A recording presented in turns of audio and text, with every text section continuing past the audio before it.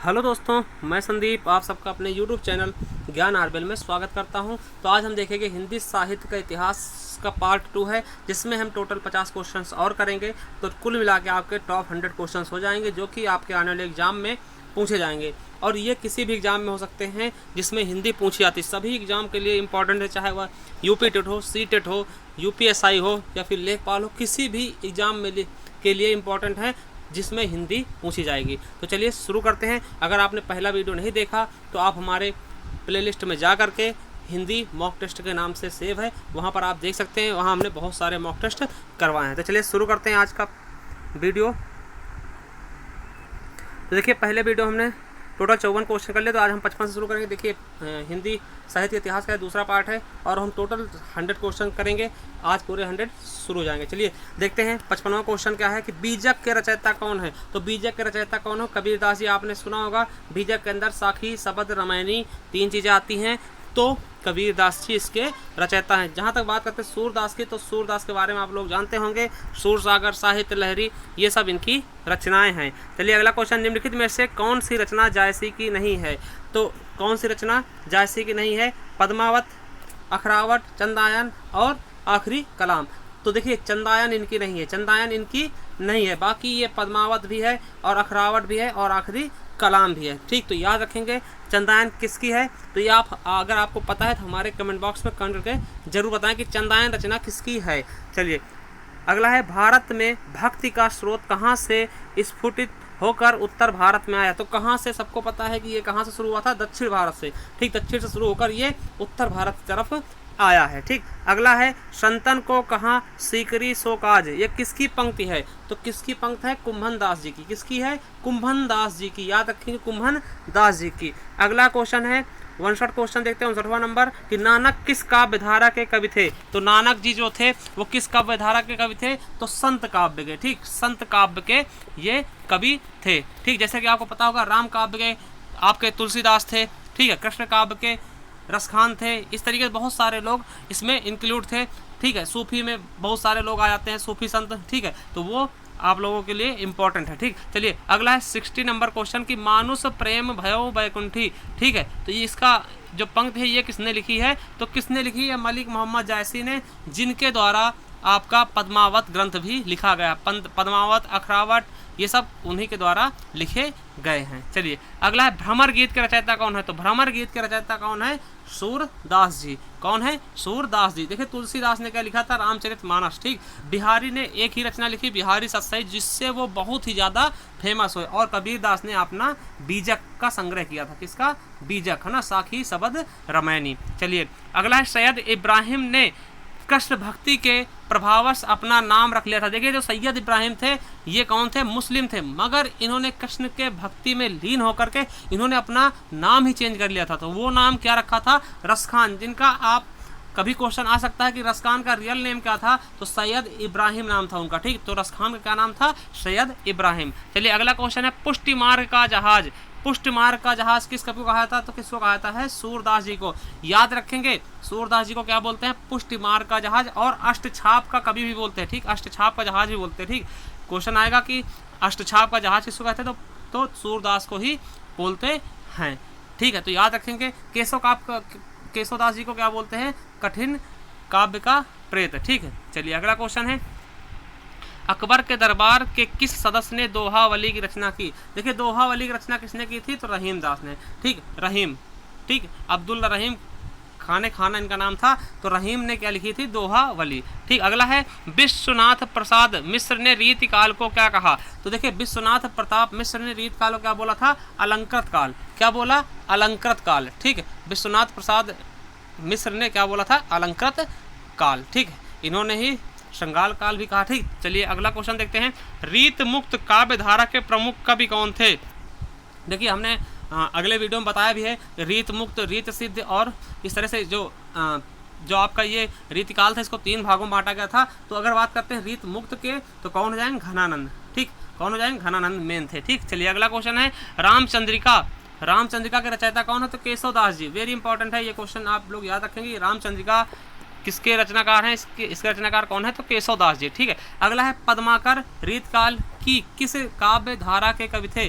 पद्माकर जो थे रीत काल के किस काव्यधारा के थे, तो रीतबद्ध, है ना। देखिए ये 3 काल थे रीत काल के, रीतबद्ध, रीत सिद्ध, रीत मुक्त, ठीक। तो इनमें से किसके थे वो, रीतबद्ध के, ठीक। चलिए अगला देखते हैं 69वां क्वेश्चन देखते हैं कि निम्नलिखित में से कौन सी रचना मैथिली शरण गुप्त की है। तो मैथिली शरण गुप्त की कौन सी है, परिप्रवास, साकेत, लहर और उर्वशी। तो कौन सी है, साकेत, ठीक। साकेत मैथिली शरण गुप्त जी की है, ठीक। अब बात करते हैं परिप्रवास किसकी है, तो परिप्रवास अयोध्या सिंह हरिऔध की है। किसकी है, अयोध्या सिंह उपाध्याय हरिऔध की है, और ये खड़ी बोली का प्रथम महाकाव्य भी इसको कहा जाता है। और लहर और उर्वशी आपको पता होंगे ये किसके हैं, जयशंकर प्रसाद के। चलिए अगला है, कौन सा कवि एक भारतीय आत्मा के नाम से प्रसिद्ध है। तो किसे एक भारतीय आत्मा कहा जाता है, तो माखनलाल चतुर्वेदी को, माखनलाल चतुर्वेदी को एक भारतीय आत्मा के नाम से जानते हैं। चलिए अगला है, निम्नलिखित में से छायावादी कवि हैं। तो जब सबको पता है, आप लोगों को पता होगा कि छायावाद के 4 स्तंभ थे, ठीक, जिसमें आपके जयशंकर प्रसाद भी आते थे, है ना। जयशंकर प्रसाद भी आते थे, जयशंकर प्रसाद,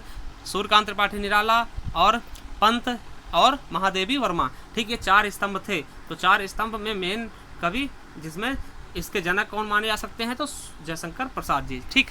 चलिए अगला है, भारत में प्रगतिशील लेखक संघ की स्थापना कब हुई थी।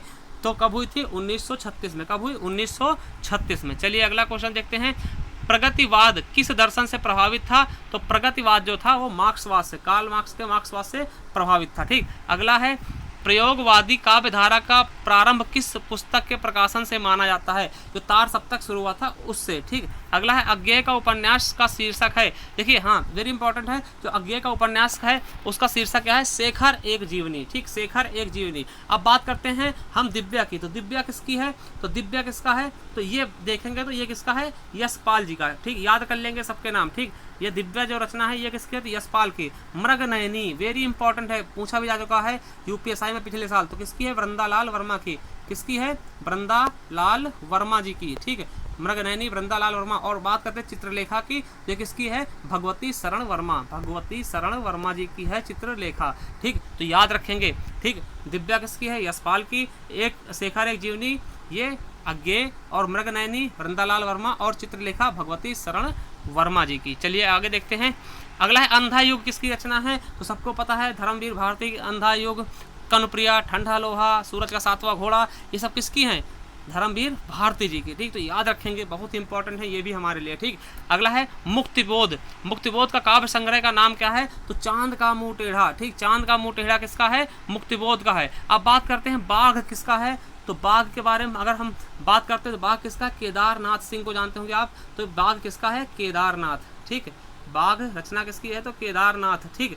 अगला, संसद से सड़क तक, तो सुमिल धूमिल की है, सुदामा पांडे धूमिल की है। किसकी है, धूमिल, याद रखेंगे, सुदामा पांडे की, ठीक।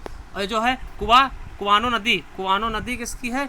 तो इसके बारे में हम आपको बता दें कि जो कुआनो नदी ये रचना है ये भी बहुत ही इंपॉर्टेंट है आपके लिए। और ये किसकी है, सर्वेश्वर दयाल सक्सेना की। किसकी है, सर्वेश्वर दयाल सक्सेना की, ठीक। तो याद रखेंगे। अगला क्वेश्चन है, पहाड़ पर लालटेन किसका काव्य संग्रह है। तो पहाड़ पर लालटेन किसका है, तो उदय प्रकाश जी का, ठीक। उदय प्रकाश जी का। चलिए 79 नंबर देखते हैं, साये में धूप के रचनाकार कौन है, दुष्यंत कुमार, ठीक। कौन है, दुष्यंत कुमार। नेक्स्ट देखते हैं, भारतेंद्र हरिश्चंद्र के नाटक का शीर्षक क्या है। तो अंधेर नगरी, आपने सुना होगा, अंधेर नगरी चौपट राजा, है ना, टके शेर भाजी टके शेर खाजा। तो वही है भारतेंद्र हरिश्चंद्र की बहुत ही विख्यात रचना है ये, ठीक। अगला देखते हैं, सरस्वती के संपादक कौन रहे। देखिए हमने इसके बारे में बताया भी है पिछले वीडियो में कि इसके संपादक कौन कौन हुए हैं, ठीक है। तो अगर आपने नहीं देखा तो आप देख सकते हैं। तो इसके कौन हो जाएंगे, महावीर प्रसाद द्विवेदी। इसके वजह से बहुत सारे संपादक थे, तो प्रथम संपादक आप इन्हें ही कह सकते हैं। चलिए अगला है, नेक्स्ट क्वेश्चन है 82 नंबर, आचार्य रामचंद्र शुक्ल का निबंध संकलन में कौन सा है। तो आचार्य रामचंद्र शुक्ल के निबंध संकलन कौन सा है, तो चिंतामणि, ठीक। चिंतामणि। चलिए अगला है, पगडंडियों का जमाना किसकी है, हरिशंकर परसाई की। वेरी इंपॉर्टेंट, याद रखेंगे, ये क्वेश्चन बहुत ही इंपॉर्टेंट है। जो व्यंग्य संग्रह है ये किसका है, हरिशंकर परसाई का, ठीक। अगला है, बंग महिला की कहानी का नाम क्या है, तो ढुलाई वाला। क्या नाम है, ढुलाई वाला। देखिए बंग महिला बहुत ही फेमस है, इनकी जो कहानी है वो क्या, ढुलाई वाला, ठीक। अगला है, समांतर कहानी के प्रवर्तक कौन है, तो कमलेश्वर। कमलेश्वर की एक रचना, और याद रखें, कितने पाकिस्तान, ठीक। कितने पाकिस्तान कमलेश्वर की रचना है, वो इंपॉर्टेंट है, बहुत बार पूछा भी जा चुका है, ठीक। चलिए आगे देखते हैं, निम्नलिखित में से कौन सा नाटक प्रसाद जी का नहीं है। देखिए भारत दुर्दशा, ये नहीं है। देखिए स्कंदगुप्त, चंद्रगुप्त, ध्रुव स्वामी, ये दोनों, ये जो है चारों तीनों ये किसके, जयशंकर प्रसाद जी की है। मगर भारत दुर्दशा किसकी है, भारतेंद्र हरिश्चंद्र जी की। ठीक, तो याद रखेंगे। अगला है आषाढ़ का एक दिन नाटक के नाटककार कौन है, तो राकेश मोहन। ठीक, याद रखेंगे आषाढ़ का एक दिन, अंडे के छिलके, क्वार्टर, ये सब किसके हैं, राकेश मोहन के। ठीक, अगला है आठवां सर्ग नाटक के रचयिता कौन है, तो सुरेंद्र वर्मा जी। ठीक, और भीष्म साहिनी के बारे में बात करते हैं। तमस इनकी एक रचना है जिसके लिए इन्हें साहित्य अकादमी दिया गया। ठीक, तो तमस भीष्म साहिनी की है। ठीक, तो याद रखेंगे। चलिए, बकरी नाटक के नाटककार कौन है, तो सर्वेश्वर दयाल सक्सेना जी। कौन है, सर्वेश्वर दयाल सक्सेना। इन्हीं की एक रचना है खूंटियों पर टंगे लोग, जिसके लिए इन्हें साहित्य अकादमी पुरस्कार भी दिया गया। ठीक, तो कौन सी रचना है सर्वेश्वर दयाल सक्सेना की, और दूसरी तो खूंटियों पर टंगे हुए लोग। चलिए आगे देखते हैं। 81 नंबर हो गया है। ठीक, 89 नंबर हो गया है। अब 90 नंबर से देखते हैं। देखिए, हिंदी का पहला उपन्यास कौन सा है, तो परीक्षा गुरु। आप सब लोग जानते होंगे कि हिंदी का पहला उपन्यास कौन सा है, परीक्षा गुरु है। किसके द्वारा लिखा गया, तो लाला श्रीनिवास दास जी द्वारा। वेरी इंपॉर्टेंट क्वेश्चन है, याद रखेंगे, लाला श्रीनिवास दास जी द्वारा। ठीक, अब बात करते हैं कि नूतन ब्रह्मचारी की, तो ये बालकृष्ण भट्ट जी की है। ठीक है, बालकृष्ण भट्ट जी की है। और ठेठ हिंदी का ठाठ, ये किसकी रचना, ये भी बहुत बार पूछा गया, तो अयोध्या सिंह हरिऔध के द्वारा लिखा गया। ठीक, अयोध्या सिंह उपाध्याय हरिऔध के द्वारा। और जो चंद्रकांता है, ये देवकी नंदन खत्री के द्वारा 1888 में प्रकाशित किया गया। ठीक, तो याद रखेंगे, चंद्रकांता किसकी है, देवकी नंदन खत्री की। ठेठ हिंदी का ठाठ किसका है, तो ये बता दें आपको, अयोध्या सिंह हरिऔध उपाध्याय की है। और नूतन ब्रह्मचारी बालकृष्ण भट्ट जी की है। और परीक्षा गुरु लाला श्रीनिवास दास जी की है। चलिए, इनमें से कौन सा उपन्यास प्रेमचंद का नहीं है, तो तितली किसकी है, जयशंकर प्रसाद जी की है। ये जयशंकर प्रसाद जी की है, तो यही इनकी नहीं है। कर्मभूमि, रंगभूमि, गोदाम इनकी है। त्यागपत्र, देखिए त्यागपत्र किसका उपन्यास है, बहुत इंपॉर्टेंट है। किसकी है, जैनेन्द्र कुमार की। त्यागपत्र जैनेन्द्र कुमार की। चलिए अगला, सूरदास के जीवन पर आधारित उपन्यास कौन सा है, खंजन नयन। ठीक, ये खंजन नयन जो है सूरदास के जीवन पे आधारित है। ठीक, और वहीं अगर बात करते हैं मानस का हंस, तो ये तुलसीदास के जीवन पर आधारित है। ठीक, तुलसीदास की जीवनी है इसमें, तो याद रखेंगे। देखिए, ये खंजन नयन किसके ऊपर है, तो सूरदास के ऊपर। और मानस का हंस ये किस पे है, तो तुलसीदास के ऊपर। चलिए अगला है, निम्नलिखित में से कौन सा उपन्यास अज्ञे जी का नहीं है, तो कौन सा नहीं है, दादा कॉमरेड। ये किसकी है, यशपाल की। किसकी है, यशपाल की। ये अज्ञे जी की नहीं है। बाकी शेखर एक जीवनी, नदी के द्वीप, अपने अपने अजनबी, ये सभी किसके हैं, अज्ञे जी के। चलिए अगला है 95वां क्वेश्चन, रुकोगी नहीं राधिका, ये किसके है, तो उषा प्रियवंदा। ठीक है, प्रियवंदा। ठीक है, प्रियवदा की है ये रचना। ठीक, अगला देखते हैं 96 नंबर, चाक। चाक के रचनाकार कौन है, तो मैत्रेयी पुष्पा। ठीक, मैत्रेयी पुष्पा। देखिए अगला क्वेश्चन है, निराला की साहित्य साधना। ये भी वेरी इंपॉर्टेंट क्वेश्चन है, याद रखेंगे। 97 क्वेश्चन है, निराला की साहित्य साधना किसकी, तो रामविलास शर्मा जी की। ठीक, अगला है बिल्हेसुर बकरियाँ। वेरी इंपॉर्टेंट, बिल्हेसुर बकरियाँ। ठीक है, ये किसकी है, तो निराला जी की। ये भी है। ठीक, ये भी किसकी है, निराला जी की। अगला देखते हैं, हिंदी का पहला आत्मकथा लेखक कौन है, तो आत्मकथा का लेखक कौन है, पहले आत्मकथा का, तो बनारसी दास जी। ठीक है, कौन सी है, तो अर्धकथानक। ठीक, याद रखेंगे, कौन सी पहली आत्मकथा, तो अर्धकथानक। कौन सी है, अर्धकथानक। ठीक, तो इसके रचनाकार कौन है, बनारसी दास जैन जी। चलिए, घुमक्कड़ शास्त्र के लेखक का नाम क्या है, तो घुमक्कड़ शास्त्र के लेखक का नाम क्या है, अज्ञे।